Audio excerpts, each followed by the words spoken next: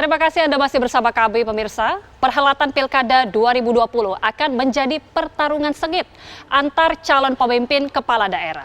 Di mana KPU mengumumkan 25 daerah hanya memiliki calon tunggal di Pilkada 2020.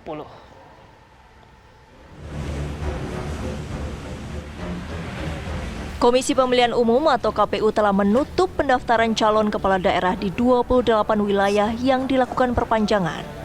Hasilnya ada 25 daerah yang memiliki calon tunggal di perhelatan Pilkada 2020. KPU sebelumnya membuka kembali pendaftaran calon kepala daerah pada 11 sampai 13 September 2020. 25 calon tunggal itu didapatkan setelah ada 3 bakal calon kepala daerah yang mendaftarkan diri saat perpanjangan berlangsung. Daerah yang hanya memiliki 6 calon tunggal, salah satunya yakni Boyolali, Grobogan, Kebumen Kota, Semarang, Sragen, dan Wonosobo. Sejumlah pengamat mengatakan fenomena lawan kota kosong bukan hal mudah bagi peserta pilkada. Di sisi lain, calon tunggal bisa membahayakan bagi pesertanya, mengingat yang dihadapi bukan organisasi, dalam hal ini partai politik maupun perseorangan. Contoh kasus adalah pada pemilihan wali kota dan wakil wali kota Makassar pada beberapa waktu lalu. Pada pilkada itu, kota kosong yang menjadi pemenangnya.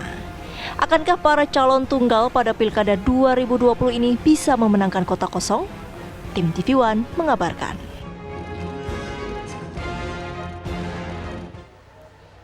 Ya, dan berikut ini daerah dengan calon tunggal Pilkada 2020 kami akan tampilkan pemirsa, di mana ada sebanyak 25 wilayah yang akan kami tampilkan di mana ini mengusung calon tunggal di tahun ini. Kami sebutkan beberapa di antaranya seperti dari Kabupaten Ogan Komiring Ulu Selatan, Sumatera Selatan, Popo Ali Martopo, kemudian ada Kabupaten Bengkulu Utara Bengkulu, Mian Ari Septia Adi Nata.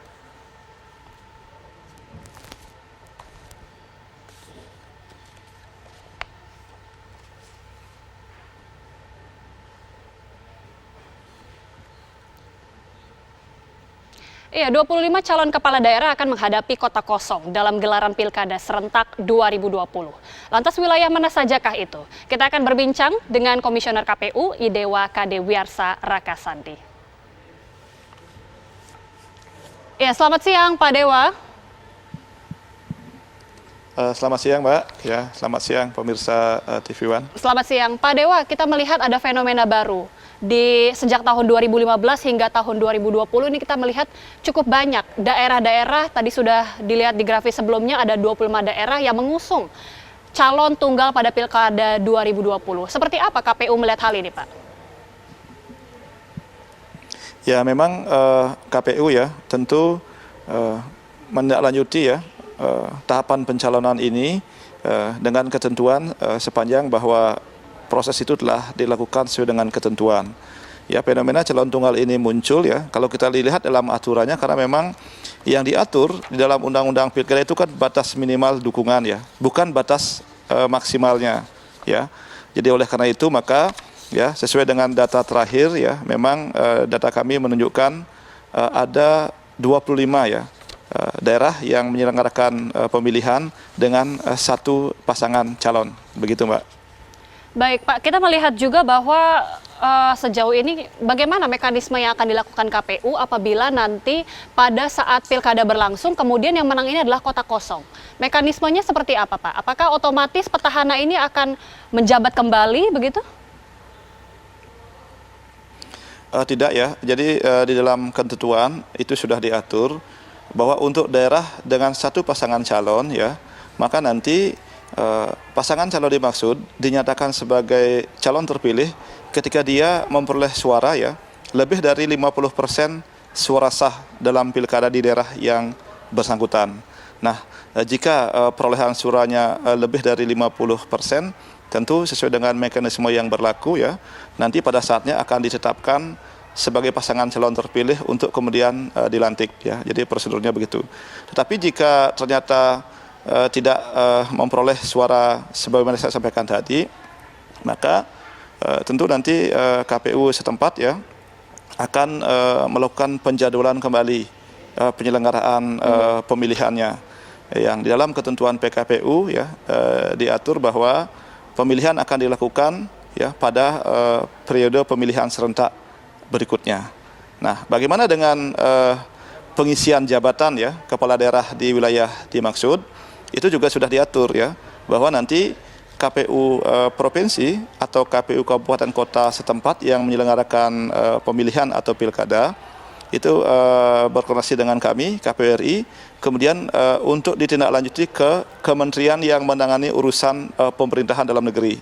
Jadi nanti ya jika terjadi situasi yang demikian, maka pemerintah ya melalui Kementerian Dalam Negeri akan menugaskan penjabat ya gubernur, bupati atau wali kota di daerah yang bersangkutan sampai kemudian diadakan pemilihan dan terpilih bupati, wali kota atau gubernur, wakil gubernur di daerah tersebut, begitu.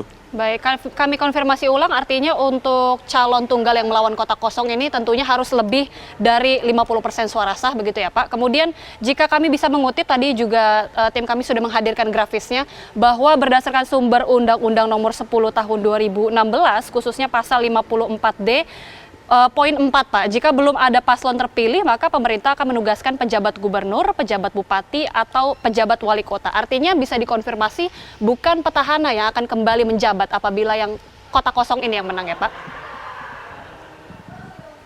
Betul ya, karena saya dalam beberapa penyelenggaraan pilkada juga mengikuti ya dinamikanya. Jadi memang betul undang-undang dan peraturan KPU sudah mengatur. Jadi ketika petahana itu sudah habis masa jabatannya, ya tentu dia selesai di situ dalam kaitannya dengan kewenangannya untuk menjabat pada posisi dimaksud. Lalu mekanismenya sebagaimana sudah disampaikan tadi, ya pemerintah melalui Kementerian Dalam Negeri tentu akan ya menunjuk ya penjabat ya di daerah yang bersangkutan.